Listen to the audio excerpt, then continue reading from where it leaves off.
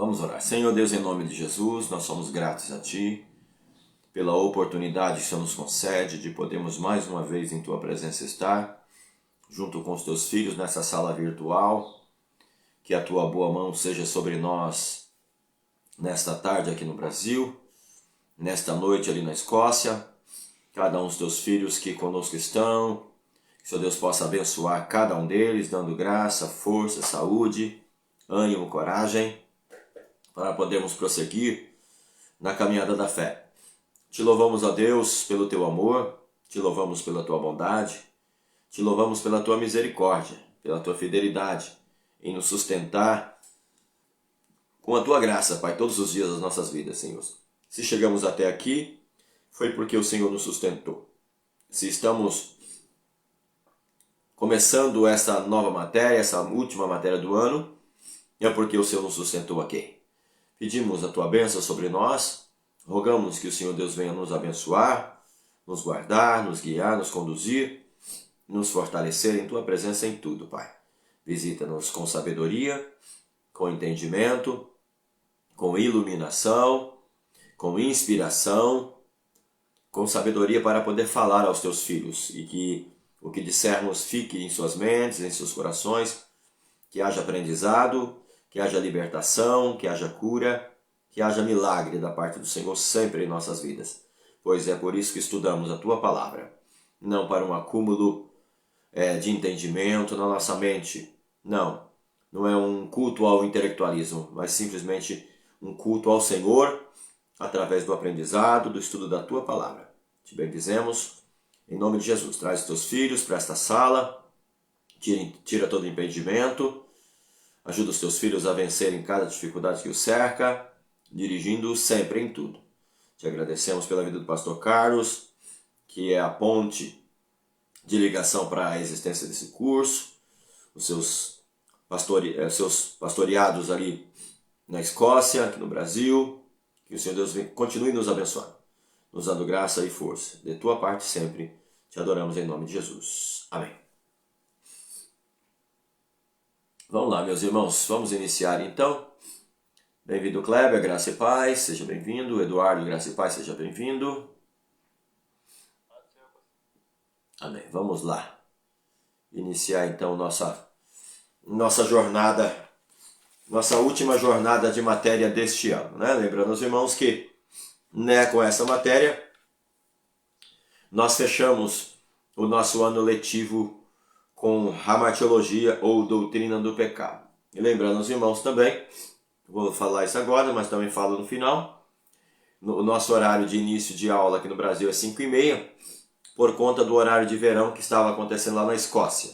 Como na Escócia o horário de verão acaba agora nesse final de semana, então a partir da semana que vem, na quarta-feira que vem, nós iniciamos às 18 horas, meia hora a mais, de acordo com o horário aqui no Brasil. Aí facilita às vezes para os irmãos que estão vindo do trabalho, né? Aí a gente vai das 18 às 19h30, tá bom? Então esse vai ser o novo horário a partir da semana que vem. Para os irmãos aí na Escócia, vai ser o quê? Acho que é 9h30. Mãe da Lina, É 9 da noite, pastor. 9h30, né? 9, pastor. Será Às às 9? 9. Começa às 6, é 30 horas. Ah, tá certo, que é 18 horas aqui, 3 horas aí, isso, 21 horas no caso, né? 9 horas da noite, tá certo. Obrigado então, Fabiano. Irmãos, vamos lá então. Vamos iniciar aqui a nossa matéria, Doutrina do Pecado. Introdução. O ensino bíblico a respeito do pecado apresenta nitidamente duas faces. A depravação abissal da humanidade e a sobrepujante glória de Deus. Então nós temos dois aspectos importantes. A depravação total ou abissal, que é o resultado da decisão da humanidade em desobedecer a Deus, e a sobrepujante glória ou graça de Deus manifestada diante desse pecado do homem. A sombra do pecado está sobre cada aspecto da existência humana. Fora de nós, o pecado é um inimigo que seduz. Por dentro, nos compele ao mal, como parte da nossa natureza caída. Então, do lado de fora, esse pecado nos seduz porque a nossa carne ama o pecado. Nosso estado pecaminoso interno deseja sempre o mal, deseja sempre aquilo que nos seduz. E por dentro de nós, toda essa natureza caída que está dentro de nós nos compele a querer sempre praticar o mal. Então nós temos um inimigo fora e nós temos um inimigo dentro. O inimigo de dentro, que nos seduz, é a nossa própria natureza pecaminosa. E o inimigo fora é Satanás com seus ardizes, tentações e outras coisas mais que acontecem sempre em busca de tentar nos tragar e de nos derrubar definitivamente na presença de Deus. Fora, nesta vida, o pecado é intimamente conhecido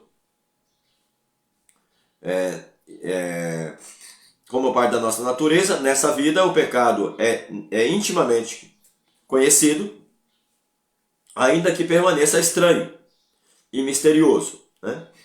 Ele é intimamente conhecido porque está dentro de nós, e mesmo que ainda permaneça estranho e misterioso, porque nós conhecemos muito pouco sobre o pecado, né? O pecado, o diabo, a maldade, são assuntos que não nos conquistam, né? Para que nós queiramos o estudar, né? São assuntos ácidos, né? São assuntos azedos que nós desprezamos por conta da sua natureza, que não nos chama atenção, né? Desculpa, irmãos. Desculpe, mas aqui no Brasil mudou o tempo.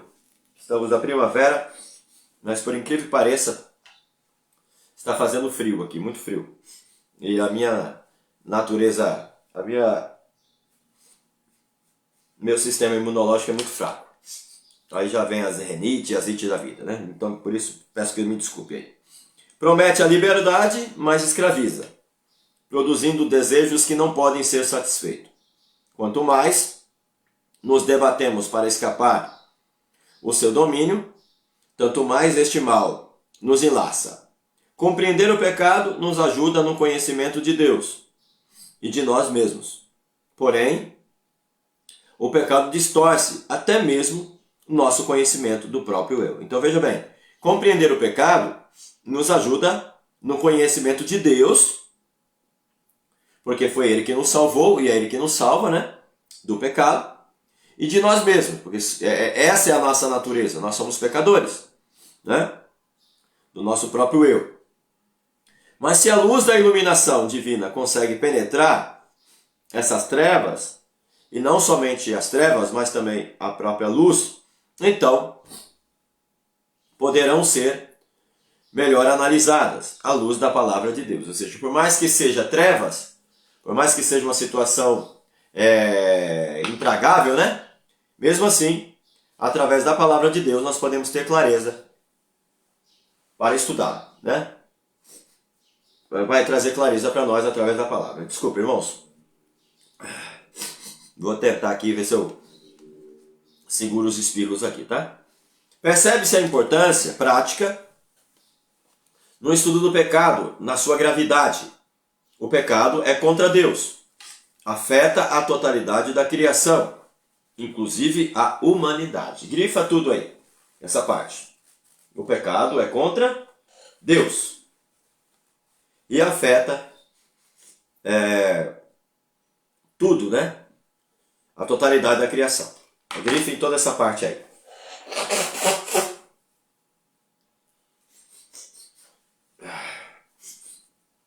Desculpa, irmãos, eu vou ter que ver se quando tá parando aqui, porque deu uma crise aqui de renite aqui agora, tá?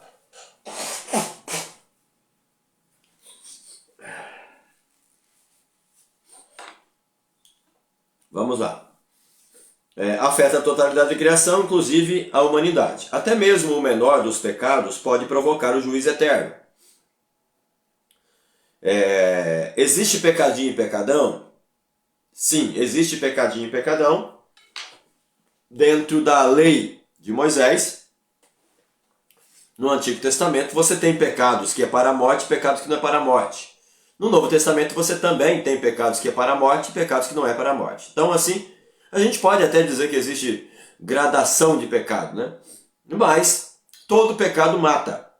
Todo pecado mata, seja ele pequeno ou grande, ele mata, ele nos distancia de Deus. Ele nos leva ao juízo eterno, ele nos leva à condenação. Então, independentemente se é um pecadinho ou um pecadão, a prática deste mal pode trazer prejuízo para a nossa comunhão e para a nossa eternidade. Então, não é de se brincar só porque às vezes é um pecado não grave, né?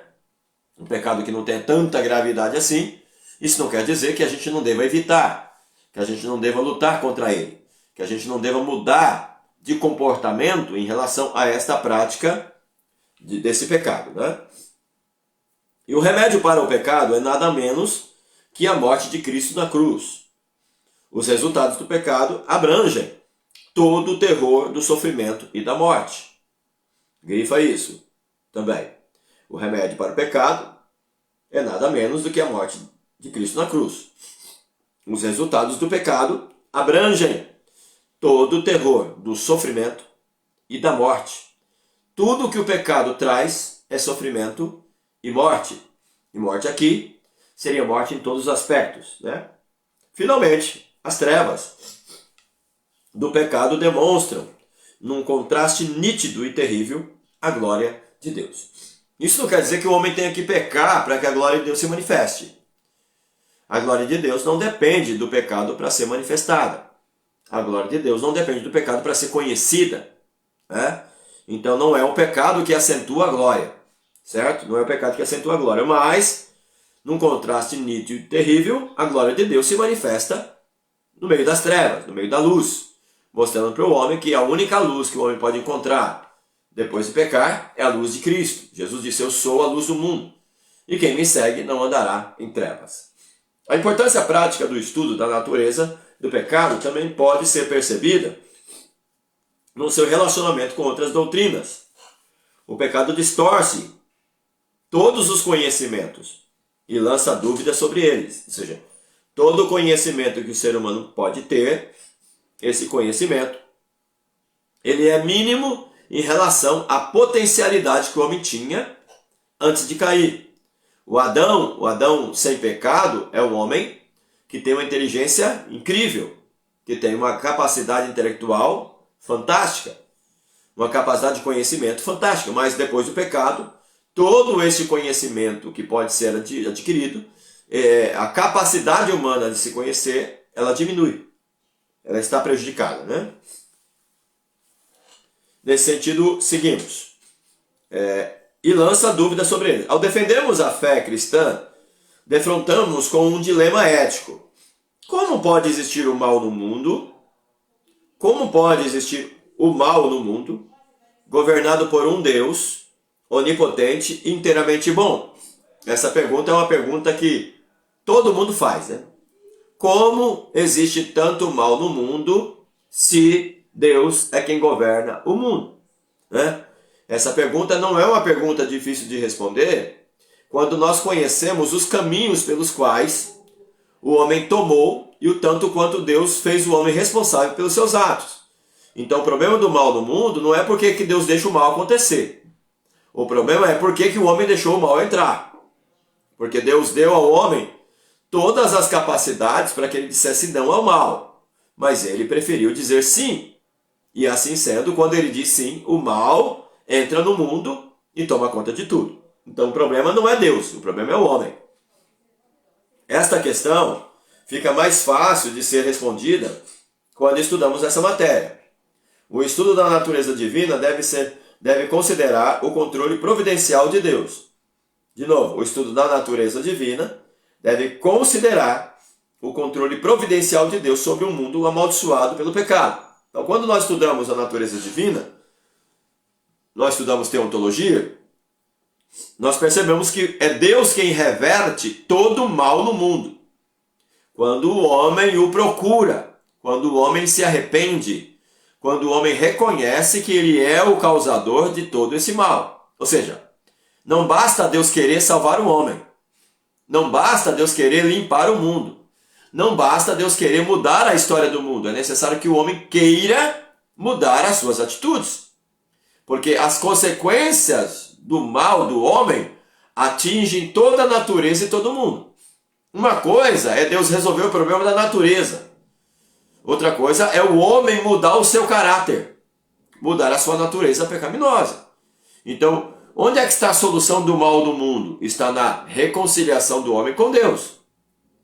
Quando o homem se reconcilia com Deus, ele abre a possibilidade para que tudo ao seu redor se torne harmônico de novo. Então o problema não é a natureza, não é as coisas que acontecem no mundo. O problema é a natureza pecaminosa dentro do homem. Então se o homem se voltar para esse Deus, que tem uma natureza misericordiosa, que tem uma natureza amorosa, que tem uma natureza perdoadora, se o homem se voltar para esse Deus, a solução está aí. Então o problema não é Deus na equação, o problema é o homem, de se dobrar e de reconhecer que ele é pecador. O pecado distorce todos os conhecimentos, então, né? Então o estudo da natureza divina deve considerar o controle providencial de Deus sobre o mundo amaldiçoado pelo pecado. O estudo do universo deve descrevê-lo como tendo sido criado bom. Ou seja, tudo que Deus criou foi bom, mas que agora geme, ansiando pela redenção. Então, olha só o que está escrito em Romanos 8:22. Sabemos que toda a natureza criada geme até agora, como em dores de parto. Por que a natureza geme com dores de parto até agora? Porque o homem pecou. O homem pecou e a Bíblia diz que maldita é a terra por tua causa. Então a terra, ela dá as coisas para o homem gemendo. A mulher não teve as suas dores multiplicadas. A mulher não gerava uma vida com dores de partos a partir de agora. A terra vai gerar frutos com dores, porque maldita também ela é. Ou seja, tudo que o homem quer da terra, toda semente que o homem lança na terra, ela já não dá mais como antes, porque a terra está maldita. A terra está totalmente marcada pela maldição que o homem deixou nela. E o problema não é Deus. Deus simplesmente estabelece o juízo em consequência do pecado do homem praticado. Então, o mal de Deus é juízo. O mal que Deus fabrica, que Deus cria, é juízo. O problema do mal maior é o homem. O homem é que deu o direito legal para Satanás fazer o que ele queria aqui.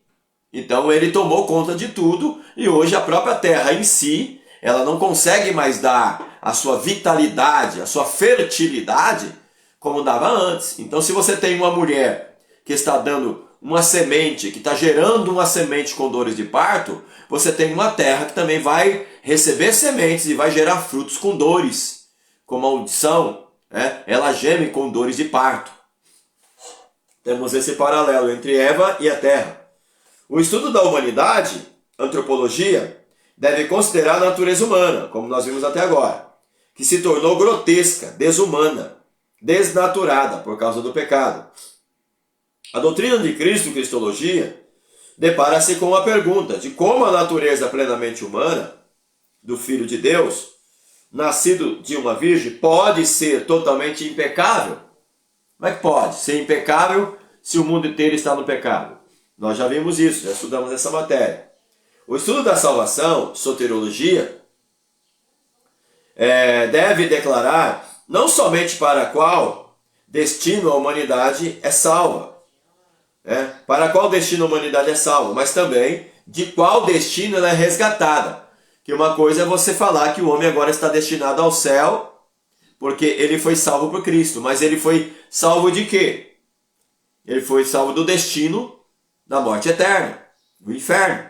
Então não basta somente falar do destino da humanidade, tem que falar do destino que ele foi resgatado, que é o inferno. A doutrina do Espírito Santo, paracletologia, deve considerar a convicção e a santificação, levando em conta a carne pecaminosa.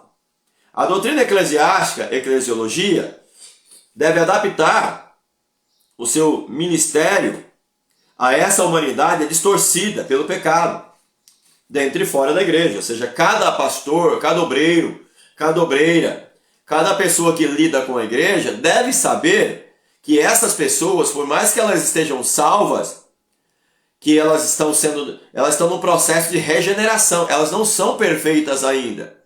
Por isso nós temos, infelizmente, né? Infelizmente, nós temos brigas em igreja. Nós temos confusão em igrejas.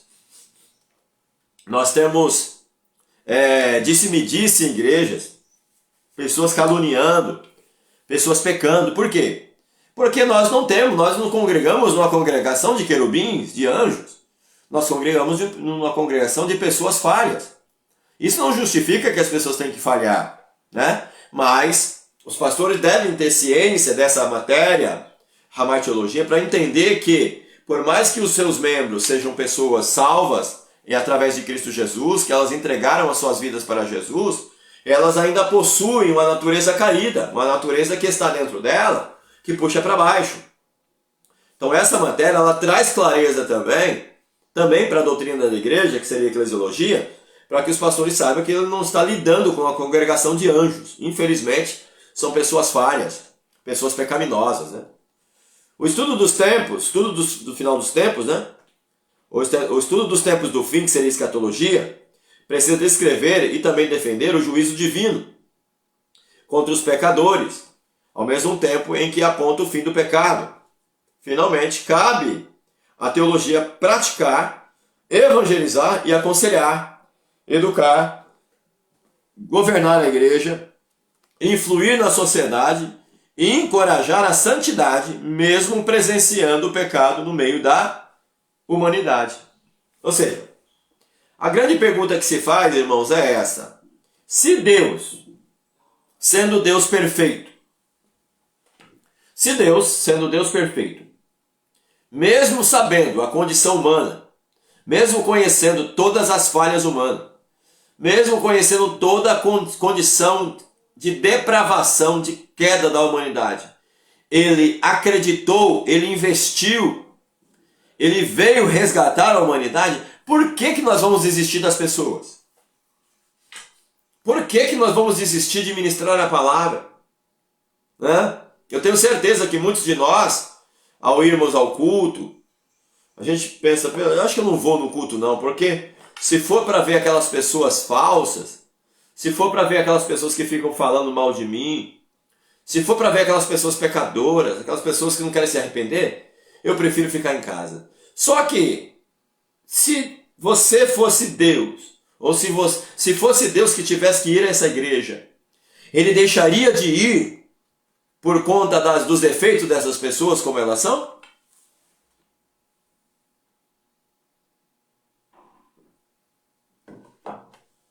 Deus abandonaria essas pessoas? Deus viraria as costas para essas pessoas? O que vocês acham?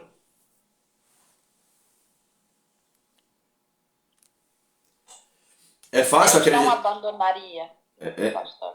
Não abandonaria?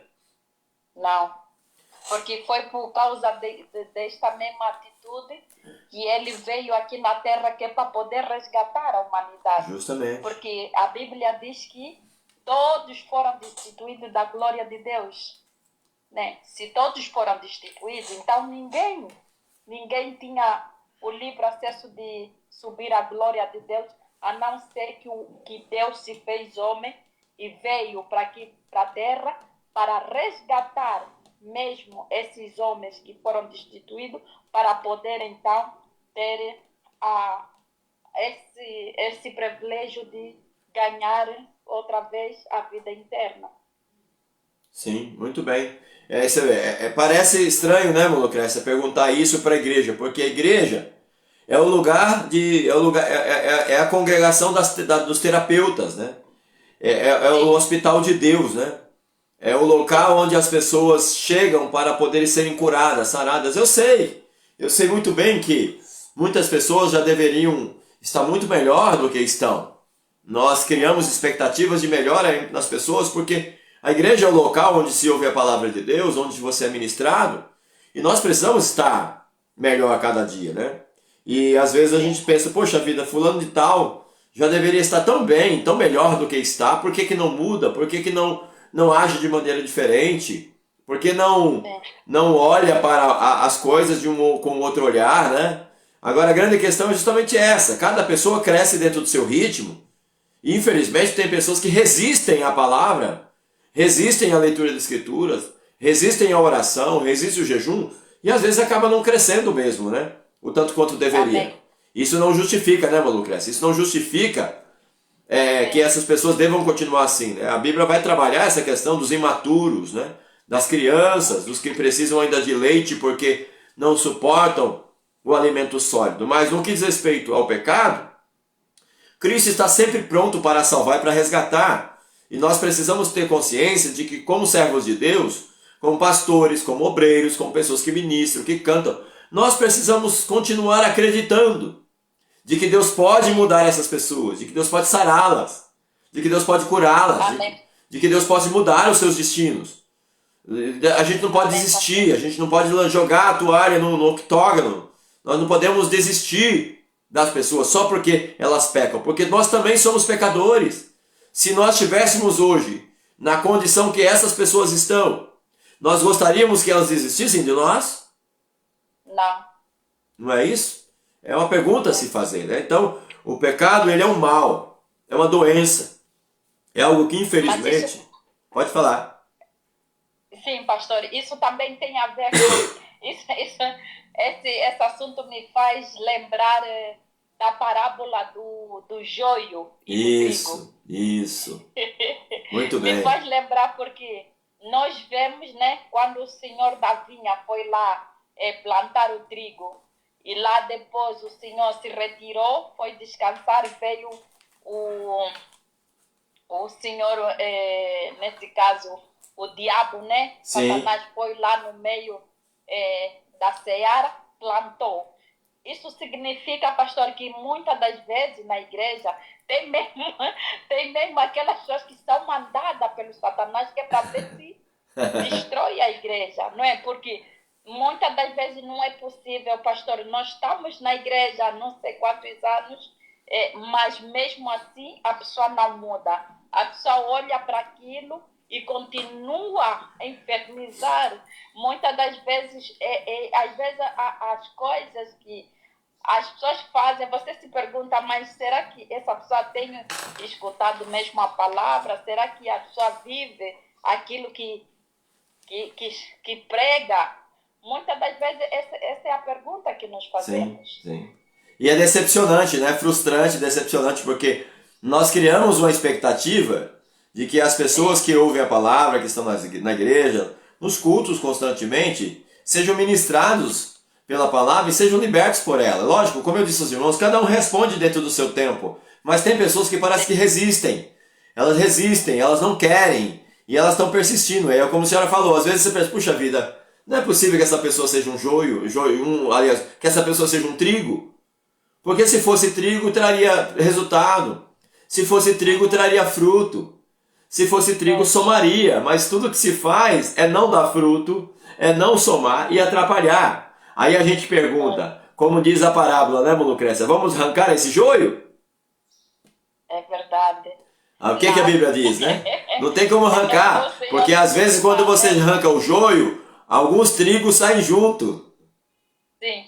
São aqueles trigos ainda pequenos, que talvez não tenha todo aquele amadurecimento que a gente esperava que tivesse, né? Mas nós devemos esperar o dia do arrebatamento, porque aí sim haverá uma separação entre o joio e o trigo e saberemos quem de fato é e quem não é. Agora, é ruim para quem? É ruim para o trigo? Não, é ruim para o joio. Sempre será ruim para o joio, porque o joio está no caminho errado. Ele não quer aceitar, ele não quer admitir, não é? É verdade, sim. E é lamentável, né? É lamentável. Mas vamos lá. Seguindo. Então, o estudo do pecado, entretanto, apresenta muitas dificuldades. É revoltante. Pois focaliza a feiura grosseira do pecado, generalizado e flagrante, e o engano sutil, como o pecado se apresenta como algo secreto e pessoal, que se passa como uma coisa boa e não prejudicial. A sociedade pós-pagã de hoje reduz o pecado a sentimentos ou atos, desconhecendo ou rejeitando totalmente o mal que está por trás do pecado. Mas, mais traiçoeiramente, o estudo do pecado, é frustrado pelo próprio mal, uma vez que este é irracional por natureza, né? Não adianta a gente pensar que o mal é um problema, que o pecado é um problema social. O pecado não é um problema social. Pecado não é um problema psicológico. O pecado não é um sentimento, né? O pecado é um fato, né? O pecado é um fato. O pecado é o mal. O pecado é algo que desgraça a raça humana inteira. Aí sim, o pecado arrebenta com a sociedade, arrebenta com os sentimentos, arrebenta com a moral humana, arrebenta com a família. Então, mas não dá pra gente subestimar o pecado. Por isso precisamos estudá-lo para entender melhor a própria salvação. Até para que eu possa entender a salvação, eu preciso entender melhor o pecado. Para mim entender o mal, para mim entender o bem, eu preciso conhecer o mal. Para mim conhecer as trevas, para mim conhecer a luz, eu preciso também conhecer as trevas, no sentido teórico, que seria o pecado. Aí tudo se aclara, tudo fica melhor de se entender. Continuando, a queda. A queda é o marco da origem do pecado no mundo e de todas as deficiências que existem nele. É o momento histórico que explica tanto a origem de todo o mal existente no mundo, como a concepção correta do pecado. Então a queda é um marco, é um fato histórico, e é lá que o pecado nasce na terra, né? E traz todas as deficiências que existem no mundo. É o momento histórico que explica tanto a origem de todo o mal existente no mundo, como a concepção correta do que é o pecado. Assim, não compreender, grifa essa parte agora, grifa essa parte. Assim, não compreender o pecado do ponto de vista do Antigo Testamento impossibilita vislumbrar ou visualizar a maravilhosa graça de Deus no Novo Testamento.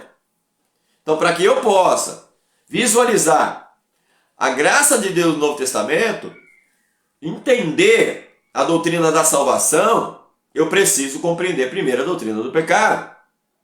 Por isso que normalmente a gente sempre estuda primeiro a doutrina do pecado, para depois estudar a doutrina da salvação. Porque é aí que se acentua a doutrina da salvação, e onde a gente passa a ter um pouco mais clareza, né, sobre o assunto. Da mesma forma, é necessário compreender a queda do ponto de vista teológico, pois apenas assim pode-se notar suas consequências danosas na humanidade, bem como em todos os seus relacionamentos. Então vamos olhar agora, primeiro, para a queda como fato histórico. Então a gente vai trabalhar aqui agora o pecado dentro da visão histórica, né? Vamos olhar e ver, historicamente falando, o que é o pecado. E depois nós veremos, de maneira teológica, o pecado, para entender as suas implicações. Mas vamos lá. Para que a queda tenha qualquer sentido real, é necessário que os aparecimentos narrados em Gênesis sejam verdadeiros. Grifa aí. Então eu preciso entender que os acontecimentos que se deram em Gênesis, eles são verdadeiros. Eles têm que ter esse peso histórico para que eu possa ver o pecado como um fato histórico. Se a narrativa de Gênesis, da queda do homem, ela não é factual, ela não é histórica, então como que o pecado pode ser verdadeiro? Né? Como que a descrição que a Bíblia dá do pecado pode ser verdadeiro? Eu não posso enxergar pecado em si como verdadeiro se eu não tiver ciência de que a queda é um fato histórico. Eu preciso ter essa ciência. Tá? Seguindo. Para que a salvação possa ter qualquer validade, é necessário que exista uma deficiência que careça ser sanada. É como uma doença que precisa ser curada. Ou seja, sem a queda não se pode reconhecer o pecado. E sem ele não há necessidade de salvação. Se o pecado de fato não existe, né? Se o pecado de fato não existe e não aconteceu, então para que serve a salvação? Para que houve necessidade do sacrifício de Cristo? Está entendendo? Não teria porquê. A morte de Cristo, o sacrifício de Cristo, a vinda de Cristo, para salvar a humanidade, só teve motivo por conta do pecado. Então o pecado tem que ser um fato histórico. Ele tem que ter uma historicidade por trás dele. Ele tem que ser factual. Ele tem que ser um fato acontecido. Jardim literal. Se os acontecimentos narrados em Gênesis são reais, era necessário um ambiente real para que atos reais possam ser executados. Segue-se a necessidade de um jardim do Éden geográfico e histórico. O jardim do Éden tem que ter existido e tem que ser geográfico e histórico, porque senão não tem como a gente trabalhar a questão do pecado a partir de Gênesis. Esse jardim é assim demonstrado pela literatura bíblica. E plantou o Senhor Deus um jardim no Éden, na direção do Oriente, e pôs nele o homem que havia formado. Do solo fez o Senhor Deus brotar toda árvore, toda sorte de árvores agradáveis à vista e boas para alimento, e também a árvore da vida no meio do jardim e a árvore do conhecimento do bem e do mal. Tomou, pois, o Senhor Deus ao homem e o colocou no jardim do Éden para cultivá-lo e guardá-lo. Então veja bem, toda a descrição bíblica sobre esse assunto é uma descrição histórica, é uma descrição factual. Nós não fazemos a leitura desse texto pensando que isso é um mito, pensando que isso é uma lenda, né? Pensando que isso é um folclore. Pelo contrário, nós lemos esse texto e entendemos que ele é histórico, que ele é factual, porque senão não haveria motivo da gente olhar para a queda em si e para todas as consequências que o pecado trouxe no mundo como se fosse algo verdadeiro. Porque se de fato isso não aconteceu, se a narrativa bíblica em Gênesis não é real, então logo você não tem uma queda verdadeira. Aí entra aqueles que dizem que o homem ele não caiu, ele não tem um pecado dentro dele, ele não tem o mal nele, é simplesmente algo que acontece com ele porque ele não alcançou ainda o grau de evolução que a humanidade está para alcançar. Só que o que a gente vê diariamente no mundo é sempre pecado, pecado e pecado. É mãe matando filho, é filho matando pai, mãe, é parente querendo roubar a herança de pessoas que estão de idade, querendo se aproveitar da sua inocência, né? É políticos que deveriam prezar pela legalidade no mundo, pelas leis, e eles são os primeiros a quebrarem a lei. Aqui no Brasil é chamado de os crimes de colarinho branco, né? Os colarinhos esgravatados. E a gente tem isso no mundo, Da onde vem tudo isso? Se não vem da queda, se não é um fato de acordo com a queda humana, então da onde vem tudo isso? Veio do nada? Surgiu do nada? Não tem como a gente pensar que seja desta forma. Então, a única conclusão que a gente chega é que o pecado, ele é factual, está aí no mundo, e a humanidade precisa de Cristo para ser salva deste mal que está no mundo. Após um ato imediato da criação do homem, nota-se o seguinte texto, que demonstra claramente a criação do ambiente do primeiro homem, que seria o jardim no Éden. Nota-se que Deus é a sua causa primeira desse jardim, que está localizado na terra, ou seja, é Deus que o constrói, por isso Deus é a causa primeira, que já havia sido criada.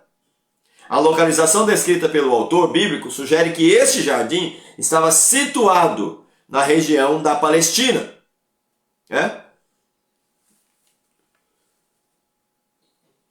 Desculpa, irmãos, do que nós chamamos hoje de Oriente Médio, né? Desculpa. Nos versículos que seguem, podemos notar esse fato. Olha lá. E saía um rio do Éden para regar o jardim, e dali se dividia, repartindo-se em 4 braços. O nome do terceiro rio era Tigre, é o que corre pelo oriente da Síria, e o quarto é o Eufrates. Então você vê aí, 2 nomes de rios mencionados. Os nomes de rios mencionados nesse texto são muito bem conhecidos. E o autor chamado Norman Geisler, um teólogo, chega a sugerir que a Bíblia situa os rios na Síria, atual Iraque. Você tem nota de rodapé aí. As informações bíblicas são muito bem arranjadas. E isso faz com que alguns teólogos acreditem em uma inserção de informações posteriores, ou seja, como se Moisés tivesse colocado essa informação depois, né? Mas tal informação é especulativa, visto não existir informações que sustentem essa opinião, né? Esses 2 rios é colocado depois, mas eles não existiam lá na época. Não pode ser usado como nomes de rios no sentido histórico, como se ele já existisse na época de Adão. Quem disse que não existia? Se a Bíblia diz que existia, é porque existia. É isso que dá peso histórico para o livro, de acreditar que de fato havia lá esses 2 rios, fora o Gion e Pison, que não existem mais hoje, né? Mas nós temos aí os pesquisadores, os cientistas, né? Que dizem que hoje, com os satélites que nós temos hoje, com esses satélites potentes que nós temos hoje, é possível ver as cicatrizes dos 2 rios que sumiram ali no Oriente Médio, que seria o Gion e o Pison, né? O Gion e o Pison são 2 rios que sumiram, mas que tem como vê-los através de satélites, né? Que conseguem identificá-los. Esses satélites modernos de agora conseguem alcançar aí uma média de 38 metros de profundidade na Terra. Então isso dá para ter essa ciência de que de fato esses 2 rios existiram. E esses 2 existem até hoje, né? O Eufrates e o Tigre, né? Por causa das especulações teológicas colocadas sobre o texto de Gênesis, é importante demonstrar que as evidências dão suporte para a interpretação normal do texto, que neste caso é literal. Literal. Normalmente, as objeções lançadas sobre a mitologia relacionada com o Jardim do Éden são colocadas em função da inexistência de artefatos. Amém, amém. Da existência de artefatos arqueológicos que evidenciam a tal existência. Então, pensar que nós vamos encontrar artefatos, vasos, pratos, utensílios, naquela região ali em que Adão viveu, para comprovar a existência de Adão, é infantilidade. Porque Adão não precisou dessas coisas lá, né? A gente não tem aí a descrição de que Adão criou artefatos, de que havia artefatos, né? Para a época, né? A gente não tinha isso. Então, na época, a gente pode entender que o que tinha, as coisas que as pessoas procuram para tentar comprovar a existência arqueológica ou histórica de Adão, das coisas que existiram lá, isso não vamos encontrar mesmo. Porque não tem isso, né? Não tem. Isso impossibilitaria que qualquer evidência arqueológica fosse encontrada. Outro detalhe que merece atenção é que não existe evidências de que Adão ou Eva tenham se aplicado à produção de artefatos neste jardim, nem mesmo se empenhado a qualquer espécie de construção. Por quê? Porque tudo era natural. Eles viviam daquilo que Deus havia feito, né? Daquilo que Deus fez, que foi o jardim. Estava tudo pronto. Era só cultivar, era só cuidar. Então não havia por que Adão arar a terra, virar a terra. Você não tinha esse trabalho penoso que passou a se ter depois do pecado em si. Então por isso nós não temos a evidência de artefatos que possam ser encontrados para provar a existência histórica e arqueológica de Adão e da sua presença ali no jardim do Éden. Ou seja, sem tais fatos, é impossível que se encontre evidências arqueológicas. Se existisse ainda qualquer evidência, com o dilúvio, elas teriam sido destruídas. Como a gente imagina que se tivesse alguma coisa, foi destruído mesmo com o dilúvio, porque o dilúvio foi um dilúvio universal, que arrebentou com tudo no mundo. A inclusão dos rios Tigres e Eufrates, que são reais, parece sugerir que o jardim seja igualmente literal. A preocupação do autor bíblico em demonstrar os rios deve reportar-se ao fato de que tal jardim seja real, ou seja também real. Um ponto que merece destaque dentre os mencionados é que o Novo Testamento testemunha sobre os fatos mencionados ao jardim como reais. Fala da criação de Adão e Eva, Mateus 19, 4, 1 Timóteo 2, 13, e de seu pecado original, 1 Timóteo 2, 13 e Romanos 5, 12. Assim, esses eventos reais precisam de um ambiente real para acontecer, um lugar geográfico histórico. Aí entra porque nós estamos acentuando a importância, da gente ter essa visão histórica da existência do pecado e da existência de Adão e Eva, porque se não fosse assim, o próprio pecado em si não poderia ser taxado como verdadeiro, ou como existente mesmo, É como se nós estivéssemos, inventando as coisas. Vocês estão inventando as coisas aí, Vocês estão colocando coisa que não existe, Não é isso, Ninguém está inventando nada. Nós simplesmente estamos falando daquilo que a Bíblia diz. E como nós enxergamos a Bíblia como um livro histórico e real, então a gente acredita que o que a Bíblia diz é o suficiente para que a gente acredite no que aconteceu. É igual o dilúvio. Até hoje não se encontrou uma prova arqueológica, assim no sentido da arca propriamente dita, de que o dilúvio aconteceu. Mas você tem outras provas, Por exemplo, questão de fósseis. Você tem fósseis de animais assim que não é comum ter aqui, por exemplo, no Ocidente, que é lá do Oriente Médio aqui. E você tem animais que é daqui do Ocidente, lá no Oriente Médio. Como que esses animais foram para lá? Se não através do dilúvio, Das águas que cobriram toda a terra. Então a gente tem sim como provar algumas coisas, do dilúvio no que diz respeito ao conhecimento de arqueologia e da história em si. Mas nós que temos a Bíblia na mão, a gente que depende das escrituras sagradas, a gente não precisa ter essas coisas na nossa mão para acreditar que isso seja verdadeiro ou não. A gente crê na Bíblia e pronto, É assim que a gente faz. Tudo bem até aqui, irmãos? Vamos falar sobre o Adão histórico e literal agora. Alguém tem alguma pergunta? Alguma observação a fazer? Vamos lá. Se tiverem, fiquem à vontade.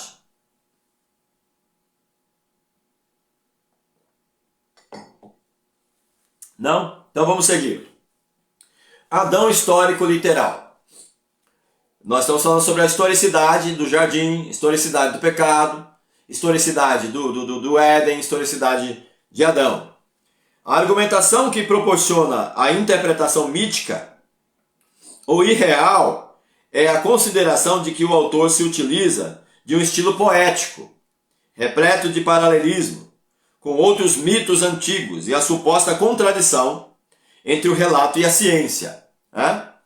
No entanto, para os escritores bíblicos, tanto Adão quanto Eva são personagens históricos. Grifa aí. Todavia, entretanto, no entanto, para os escritores bíblicos, tanto Adão quanto Eva são personagens históricos e encontrados em uma leitura literal de Gênesis.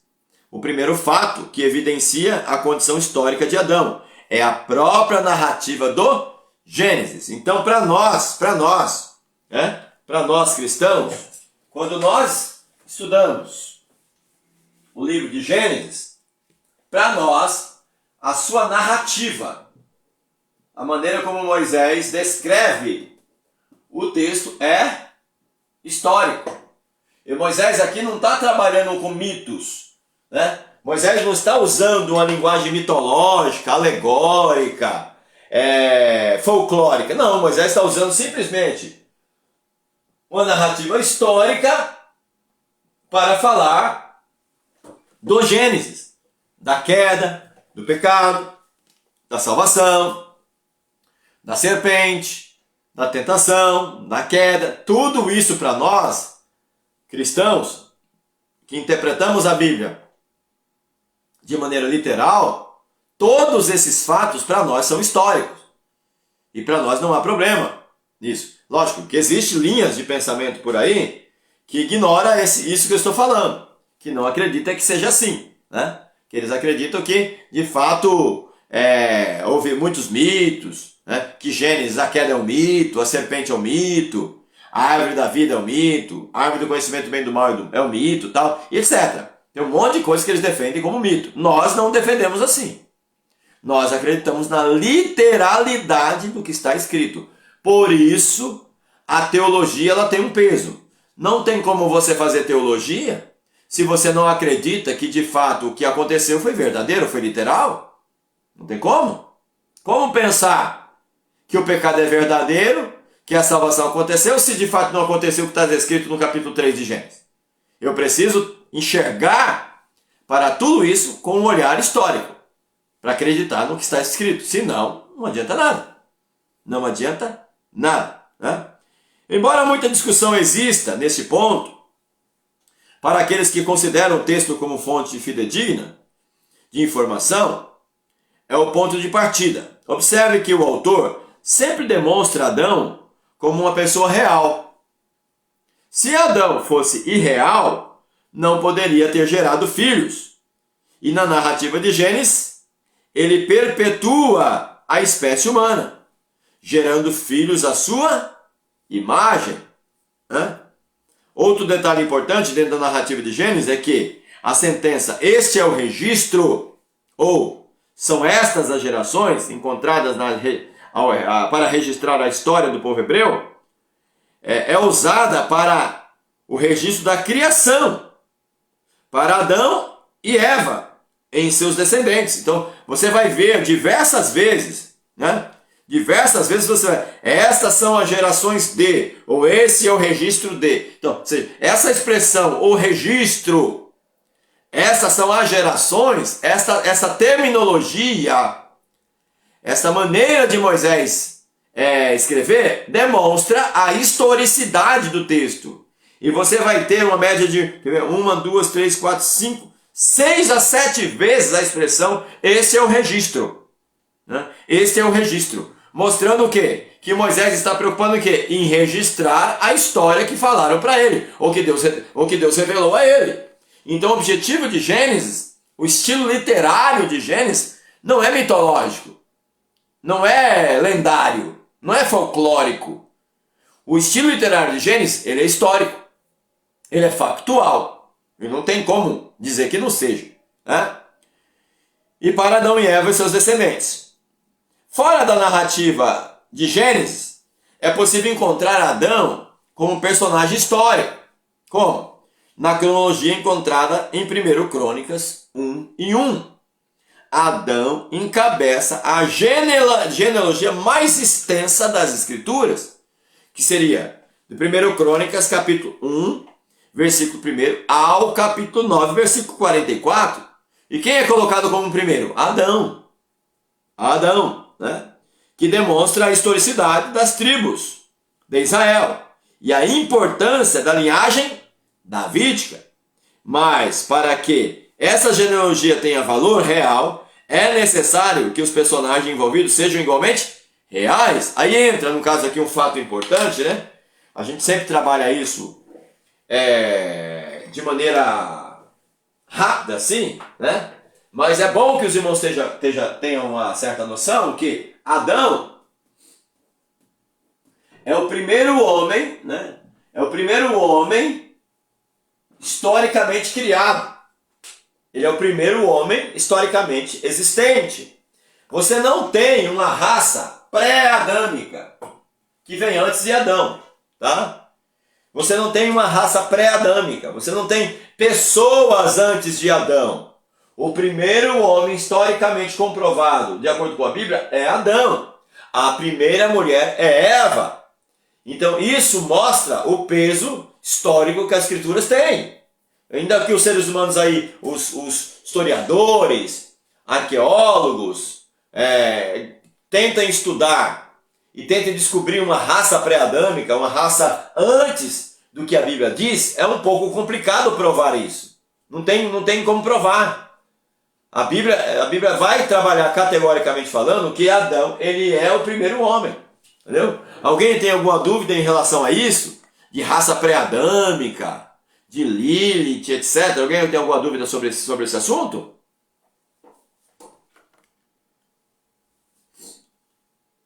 Já viram alguma coisa sobre esse assunto? Pode falar, Moçoli. Senhor, me desculpe. Amém. Semana passada não deu e hoje o técnico veio aqui e saiu agora. Não tem problema, não tem problema. Aonde você está lendo a outra matéria? Tá lá no grupo, página de número 5, é a martiologia. Oh, Jesus, pergunta. Já terminamos aquela matéria na aula passada. Tá bom? Não tem problema. Depois eu estou em falta com você em duas partes. Fica tranquila. Fica tranquila. E na participação da aula. Fica tranquila. Vai dar tudo certo. Eu pego aqui. Tá bom. Tá tudo gravado, meu filho. Tá lá no grupo lá os vídeos que a senhora perdeu, tá? Eu só tô pedindo para o pessoal que não tá conseguindo participar da aula presencial, que dê um joinha lá quando assistir o vídeo. Porque eu faço a chamada, e pela chamada é que eu avalio o aluno, se ele está presente ou não. Então, se alguém está assistindo o vídeo lá no grupo, dá um joinha, fala, pastor, pode me chamar também no particular, fala, pastor, assisti o vídeo, aula vista, aí eu coloco presença aqui na sua lista, na lista de chamada, porque senão vai terminar o curso e você vai ser desaprovado por falta. Tá bem? Então, a gente está correndo muito com o médico. Sim, eu entendo. Então, muitas vezes vai longe, não dá tempo. Não tem problema. Mas tudo bem. Não tem problema. Depois a senhora assiste lá, não tem problema, tá bom? Fazendo a pergunta novamente. Alguém tem alguma dúvida em relação sobre essa questão de raça pré-adâmica? De que houve uma criação antes de Adão? Alguém tem alguma dúvida sobre isso? Alguém já leu alguma coisa sobre isso? Não, eu acho que foi a criação de Deus por Adão e Eva. Começou por aí. Sim. Né? Alguém mais? Tem aí alguma... Pastor, pode falar. eu queria perguntar que tem alguns calendários que falam mais de 5 mil anos, tem uns estudos que falam de milhões de anos, de dinossauro. A gente acredita que foi a partir de Adão, né? Ali no Gênesis, a criação. Sim. Mas a Bíblia fala alguma coisa sobre esses outras criaturas que muitas vezes a arqueologia estuda? Ela fala assim, nós estamos tendo muita coisa sendo, não escrita no caso, né, mas falada assim nos podcasts da vida aí sobre essa questão. Luiz Saião fala sobre isso, Tassos Licurgo fala sobre isso, Rodrigo Silva fala sobre isso, outros arqueólogos também falam sobre isso. Essa questão de que a Bíblia ela vai trabalhar a possibilidade de animais pré-históricos, mas não antes de Adão, no sentido de que existisse uma raça antes de Adão, né? A gente tem que entender que toda criatura animalesca que Deus cria é para que esteja sujeita a Adão. Adão é o homem que governa tudo que Deus criou. Ou seja, os animais, peixes, aves, tal, eles são criados antes do homem. Está lá em Gênesis capítulo de número 1. Capítulo 2, versículo 7, você tem a narrativa da criação do homem, Deus formando o homem do pó da terra, soprando sobre as suas narinas o fôlego de vida e o homem se torna alma vivente. E Deus diz uma ordem, ó homem, Adão, crescei, multiplicai e enchei a terra, sujeitai-a, dominai-a. Ou seja, então, tudo que diz respeito à existência nesta terra, seja qualquer tipo de animal, do menor ao maior, Adão teve o domínio sobre eles, sobre dinossauros, sobre peixes gigantes que não existem mais, sobre aves gigantes que não existem mais, e répteis gigantes que não existem mais. Por exemplo, a Bíblia vai falar lá no livro de Jó sobre o Behemoth e sobre o Leviatã, que são dois animais pré-históricos. Esses animais existiram.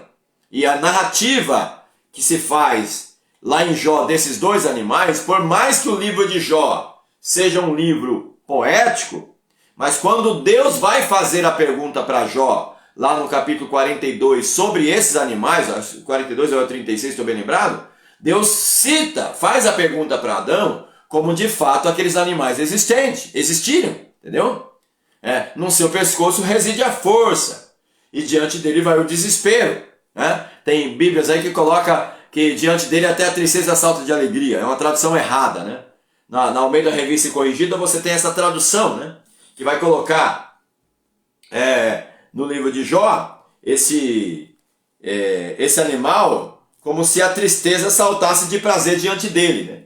Que é um contrassenso. Não tem como você dizer que diante de um animal tão terrível, né?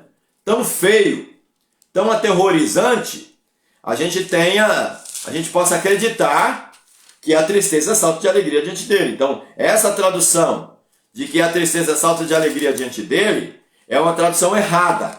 Não existe isso no original hebraico.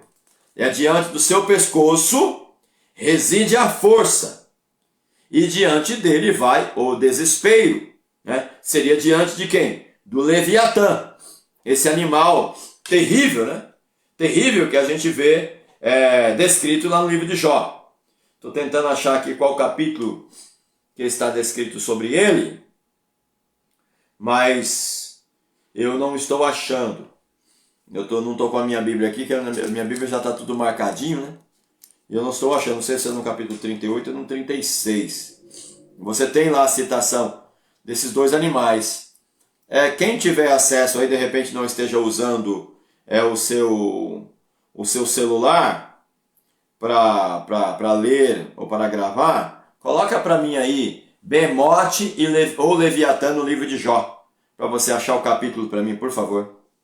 Aí a gente já lê e tira essa dúvida que você colocou, Eduardo. Então esses animais gigantes, eles conviveram com os homens aqui na Terra. E não é essa descrição aí do planeta dos dinossauros, como aqueles filmes falavam antigamente e tal. Não é isso.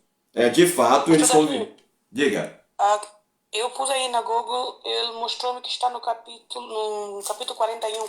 41. Leviatã. Deixa eu ver, 41. Deixa eu ver. Como criatura marítima monstruosa. Isso, mano. Isso mesmo. Capítulo 41, versículo de número 20. Quer ver? Deixa eu achar aqui primeiro o Behemoth. Aí depois a gente lê sobre... O Behemoth? O Behemoth, acho que se eu não me engano, ele está no mesmo capítulo. Está no mesmo capítulo. Deixa eu ver. Pode colocar Behemoth.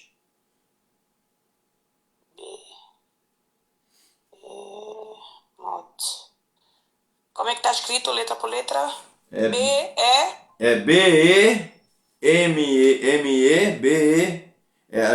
Behemoth.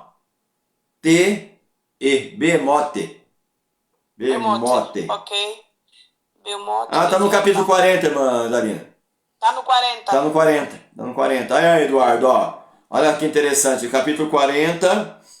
40 fala sobre o Behemoth. Isso, 41 fala sobre o Leviatã. Aí você tem no 40, versículo 10 em diante. Orna-te, pois, de excelência e alteza, e veste-se de majestade e de glória. Derrama os furores da tua ira e atenta para todo soberbo e abate-o. Olha para todo soberbo e humilha-o, e o atropela os ímpios no seu lugar. esconde-os juntamente no pó, ata-lhes o rosto em oculto. Então também eu te confessarei que a tua mão direita te haverá livrado. Contempla agora o behemote que eu fiz contigo, que come erva como boi. Olha só, come erva como boi. Eis que a sua força está no seu lombo, e o seu poder nos músculos do seu ventre. Quando quer, move a sua cauda como cedro. Olha só, a sua cauda como cedro, mostrando que a sua cauda era grossa e como se fosse um cedro, um pedaço de madeira gigante, né? E o seu poder nos músculos do seu ventre. Né? Quando quer, move a sua cauda como cedro, e os nervos das suas coxas são entretecidos. Né? Os seus ossos são como tubos de bronze. Olha só, Eduardo. Tubos de bronze, falando da sua força. Né? E a sua ossada é como barras de ferro. Tem pessoas que já comparou ele com um elefante. Tem pessoas que já comparou ele com um hipopótamo, com um rinoceronte, com um grande boi. Mas você percebe que a maneira como ele é descrito é totalmente diferente de todos estes que são citados. Entendeu? Ele é a obra-prima dos caminhos de Deus. O que o fez, o proveu da sua espada. Em verdade, os montes lhe produzem pastos, onde todos os animais do campo folgam. Deita-se debaixo das árvores sombrias, no esconderijo dos canaviais, de lama. Né? Pensando que ele tem contato com as lamas também. As árvores sombrias o cobrem com a sua sombra. Os salgueiros dos ribeiros o cercam. Né? Tudo isso tem a ver com behemote. Agora você vai lá para o capítulo 41. Poderás pescar com o anzol o leviatã? Ou ligarás a tua língua com uma corda? Podes pôr uma corda no seu nariz? Ou com um espinho furarás a sua queixada? Olha só, falando da grossura da sua pele, né? Da sua coraça. Porventura multiplicará as suas súplicas para contigo? Quer ver? Deixa eu ver aqui. O 7. Encherás a tua pele de ganchos? Ou a sua cabeça de arpéus de pescadores? Mostrando que mesmo os arpões não entram na sua pele, né? Mostrando que elas são grossas demais. Põe a tua mão sobre ele. Lembra-te da peleja e nunca mais intentarás. Deixa eu ver seguindo aqui. Cadê? Deixa eu ver. 13. Quem descobriria a superfície da sua veste? Quem entrará em suas queixadas dobradas? Quem abriria as portas do seu rosto? Pois em roda os seus dentes está o terror. Olha só. Pois em roda dos seus dentes está o terror. Falando da força da sua mandíbula, da sua mordida, né? As suas fortes escamas são excelentíssimas. Cada uma fechada como um selo apertado, mostrando que as escamas dele são fechadíssimas e não passa nada. Né? Falando da dureza da sua coraça, a força da sua mandíbula, da sua mordida, né? A sua resistência de não ser pescado, de não ser capturado. Né? Uma outra se chega tão perto que nenhum assopro passa por entre elas. Umas às outras se ligam, tanto aderem entre si, que não se podem separar. Cada um dos seus espirros, olha só, Eduardo, que interessante. Ó. Cada um dos seus espirros faz resplandecer a luz, e os seus olhos são como as pestanas da alva. Ou seja, o espirro dele sai fogo, né? Sai luz. Né? Ele espirra, sai luz, sai fogo. Né? E os seus olhos são como as pestanas da alva. Né? Da sua boca saem tochas. Olha, ele é uma espécie de dragão, né? Da sua boca saem tochas. Faísca de fogo salta delas. Do seu nariz procede fumaça, como de uma panela fervente, ou de uma grande caldeira. O seu hálito faz acender os carvões, e da sua boca sai chama. Olha só, parece um dragão, não é? Parece um dragão. No seu pescoço pousa a força. Perante ele, aí você tem aí, ó, na minha Bíblia vai estar o quê? Perante ele até a tristeza salta de prazer. Esse perante ele até a tristeza salta de prazer não existe no hebraico. Não existe. Foi uma inserção. Foi uma interpolação do autor, do tradutor. Eles colocaram no texto. Seria: no seu pescoço reside a força e diante dele vai o desespero. Por quê? Porque ele assusta. Ele assusta qualquer um que chega perto dele. Este é o Leviatã. Você pode seguir aí, né? Pode seguir aí até o capítulo 41, 34. Vai falar sobre ele. Então, esses dois animais aqui, Eduardo, são animais pré-históricos, que a gente não tem mais conhecimento deles, entendeu? Eles existiram e conviveram com o homem. Então, essa questão de pensar que os animais pré-históricos deixaram de existir antes do homem por conta de um meteoro que tenha caído aqui na Terra, destruiu tudo, e que o capítulo 1, versículo 2 de Gênesis seja uma espécie de recriação da Terra, é uma falácia, é uma invenção e não tem como provar isso de jeito nenhum. Tá bom? Veja aí, Eduardo, se trouxe clareza. Se deu para trazer um pouco de clareza no assunto. Sim, pastor, deu para entender, sim. Acompanhei a leitura aqui. Depois, Eduardo, pega o livro de Jonas. O livro de Jonas vai falar um pouco sobre as criaturas marítimas quando o Jonas está lá debaixo do mar. Ele vai falar sobre alguns colocam como baleia, né? E existe até alguns cientistas que dizem que é impossível um homem passar na garganta de uma baleia, né?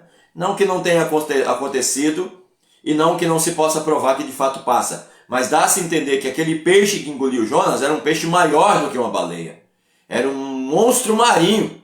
A Bíblia vai falar sobre monstros marinhos, vai falar de animais gigantes, provando que de fato os animais que são chamados de pré-históricos, que alguns dizem que o homem não conviveu com ele, é conversa. Hoje nós estamos vivendo aí algumas descobertas de animais pré-históricos que eram vistos de 5 milhões, 6 milhões de anos, estão achados aí com 600 anos, tá? 600 anos de existência atrás. Algumas ossadas, alguns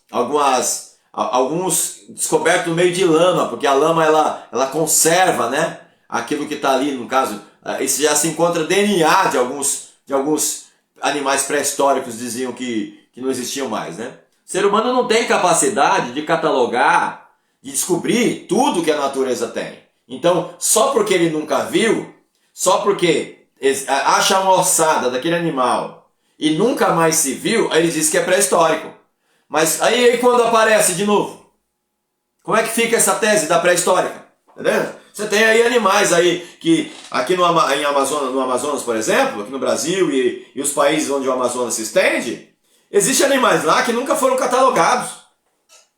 Descobriram uma Índia agora, aí na Nova Guiné, foi na Índia, que nunca foi catalogado, animais que nunca foram catalogados. Ou seja, de repente acharam ossada desses animais e disseram que eles não existiam mais. Ou seja, uma coisa é eu dizer que os animais não existem mais, outra coisa é eu provar que esses animais não existem. Então só porque descobriu a ossada e nunca mais se viu um, aí está extinto? Não. Aí dizem que é milhões de anos, para tentar provar a teoria da evolução, etc e tal. Mas a gente tem visto aí alguns arqueólogos novos, algumas descobertas novas que provam que de fato existem animais que eram vistos como pré-históricos que estão sendo descobertos com 600, 500 anos. Seres marítimos, que de vez em quando pescadores aí às vezes pescam peixes que nunca viram na vida, né? Que nunca foi catalogado. Aí para eles é o quê? É pré-histórico. Então tem que tomar cuidado com essa discussão aí. Tá bom? Vamos lá. Vamos ver se a gente consegue fechar aqui então. O Novo Testamento testemunha a favor da historicidade de Adão. Em Lucas 3,38, Adão é designado como um ancestral literal de Jesus, né? E esse posteriormente referiu-se a Adão e Eva como os primeiros homens e mulheres literais, e mulher literal, fazendo da união deles a base para o casamento. Você vê? Quando Jesus vai se referir a Adão e Eva, Jesus sempre trabalha isso no aspecto histórico. Então o próprio Novo Testamento, todos os autores do Novo Testamento, eles falam da existência de Adão e de Eva como seres históricos, como seres que existiram, como se fossem os primeiros homens dessa terra. E cada dia que passa, a gente vê pesquisas sendo feitas a respeito desse assunto, provando que o ser humano veio de uma só mulher e de um só homem. Né? Quem quiser e tenha curiosidade sobre esse assunto, pesquisem aí sobre a Eva mitocondrial. Eva mitocondrial. Pesquisem sobre a Eva mitocondrial, para falar sobre as mitocôndrias, né? Ou seja, é chamado de Eva mitocondrial porque descobriram que as mitocôndrias que existem no ser humano veio de uma mulher só. Veio de uma mulher só. É provado, aí chamaram essa pesquisa de Eva mitocondrial, provando que toda a humanidade veio de uma mulher só. Antes de chegar nessa mulher, chamada Eva, vão remontar a Eva. Antes de chegar nessa mulher chamada Eva, vão remontar as 3 noras de Noé, lá do Sem Cão e Jafé. Chega nas 3 primeiro, para depois chegar em Eva, provando que toda a humanidade veio de fato de um só homem e de uma mulher. Né? Essas pesquisas estão aí para todo mundo ver. Paulo em Romanos declara que a morte foi trazida ao mundo por um homem real. Romanos 12, 5 e 12. E o versículo 14. Que é morte aí, né? A gente já discutiu isso lá na aula passada, na matéria passada. Mas depois a gente vai voltar a essa questão. Que é morte aí, né? Em Coríntios, Paulo faz uma comparação entre Cristo e Adão. 1 Coríntios 15, 45. Para Timóteo, Paulo afirma que primeiro foi criado o homem e depois a mulher. 1 Timóteo 2, 13 e 14. Ou seja, as comparações e citações paulinas sobre os diversos assuntos que aborda. Ou seja, se as comparações e citações paulinas sobre os diversos assuntos que aborda fossem baseadas em mitologia, as asseverações ou afirmações morais seriam nada mais do que afirmações equivocadas e inválidas. Porque aí entra tudo no Novo Testamento, no que diz respeito a Jesus, tem a ver com a geração de humanos que vieram antes. Todo o fato histórico da salvação, da morte de Cristo, tem a ver com a existência dos fatos da existência de Adão e Eva. Você pega lá, por exemplo, né? Você pega lá em Lucas, capítulo de número, 2. Abra sua Bíblia aí em Lucas 2. Lucas, capítulo de número 2.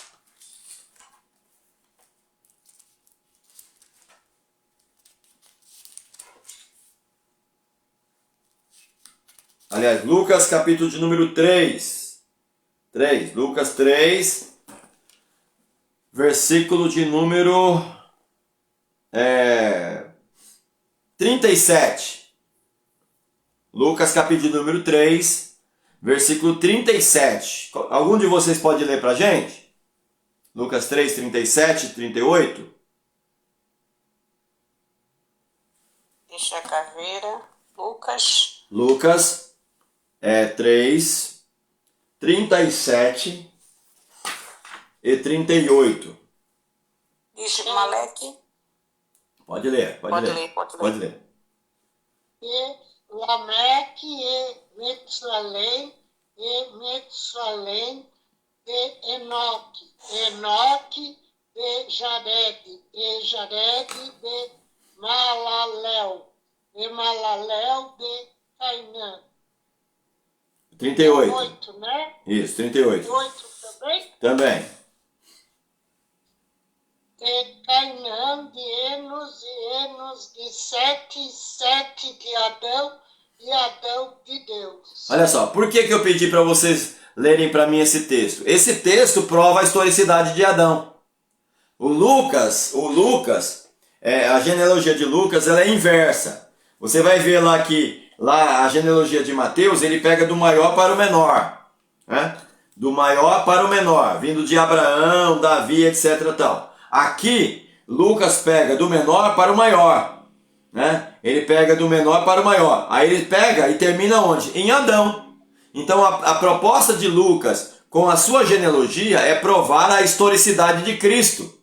Provar a genealogia histórica de Cristo, mostrando que de fato Cristo veio de Adão e Adão veio de Deus. Ou seja, o primeiro homem na Bíblia sempre é colocado como se fosse Adão e não outro. Não tem raça pré-adâmica, não tem destruição da terra, não tem recriação da terra.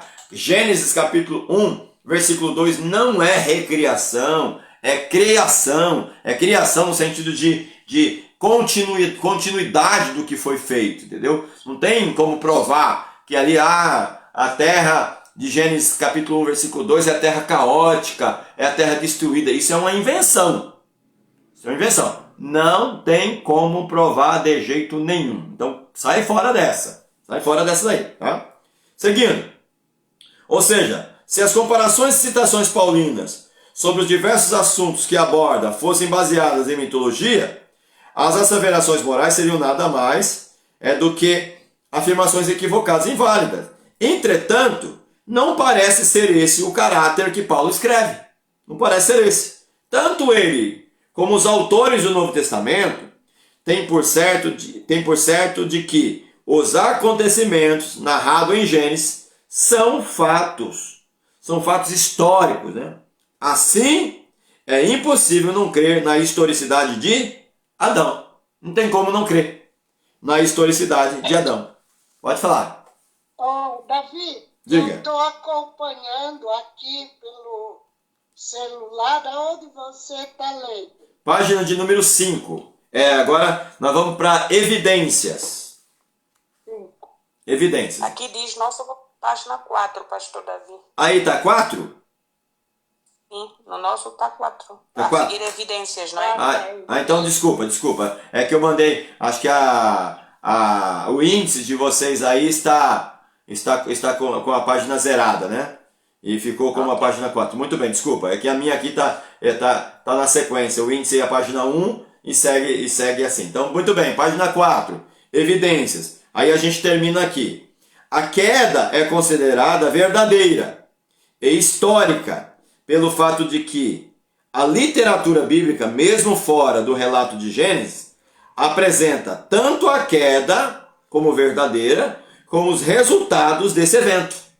Né? Tanto a queda é verdadeira, como os resultados desse evento. Aí você tem, no Antigo Testamento, Gênesis 3:20, 5, 1 a 15, 10, 1 a 32, 1 Crônicas 1 e 1, Jó 31, 33, Eclesiastes 7, 29, Isaías 43, 27.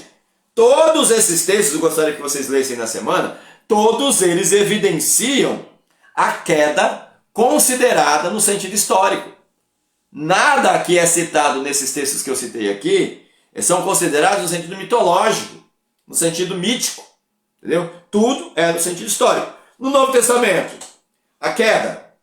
Mateus 19, 4 a 5, Marcos 10, 6 a 7, Romanos 5, 12 ao 21, 1 Coríntios 11, 7 a 9, 1 Timóteo 12, 2, 13 a 14 e Judas 14. Todos esses textos vocês vão ler, vocês vão ver que eles vão trabalhar essa questão da queda sempre no sentido histórico e nunca no sentido mítico, nunca no sentido mitológico, como normalmente as pessoas querem enxergar, entendeu? Então, por favor, leiam esses textos durante a semana e vejam a importância da gente enxergar a queda como um fato histórico, a existência de Adão como um fato histórico, porque disso depende tudo que a gente vai falar na parte teológica. A partir dessa página que vem agora, acho que é a página 5 de vocês, nós vamos falar sobre a queda como fato teológico. Como é que eu posso falar da queda num fato teológico se o que está escrito não é histórico? A teologia, ela não trabalha mitologia. A teologia não trabalha em cima de coisas inventadas. A teologia trabalha em cima daquilo que é real, daquilo que é autêntico, daquilo que de fato aconteceu no sentido histórico e não no sentido mítico, tá bom? Amém? Ficamos por aqui então, ficamos por aqui. Vamos lá, se vocês quiserem.